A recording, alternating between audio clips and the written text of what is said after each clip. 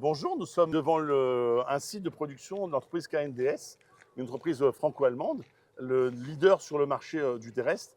Et donc nous avons pu à la fois échanger sur finalement leur processus de production, leurs besoins, leur capacité à innover, à inventer, à imaginer les armes de demain. Nous, c'était important de venir sur le terrain pour voir finalement l'application des décisions que nous votons auprès de la base industrielle de défense.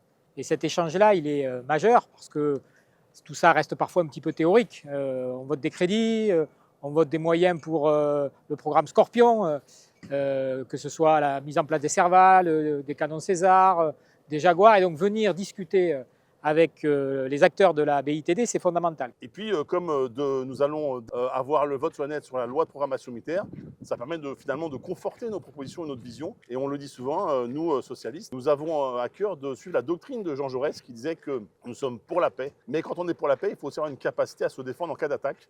Et donc, c'est tout l'enjeu qui est le nôtre. C'est-à-dire, nous souhaitons donner des moyens à nos armées avec à la fois lucidité et sincérité. Et c'est pour ça que nous avons fait un certain nombre d'options, de propositions dans cette loi de programmation militaire. Nous allons nous voter pour, nous étions pour rajouter 36 milliards d'euros de crédits supplémentaires entre 2027 et 2030. Et malheureusement, les jeux d'appareil de la droite liés à la présidentielle ont fait qu'au Sénat, il y a eu un vote contre et donc pas d'augmentation. Mais nous voterons quand même le texte parce que nous entendons bien, lors de la commission mixte paritaire, redonner les moyens à nos armées, encore une fois, d'avoir une capacité de défendre notre territoire, défendre les Français de par le monde.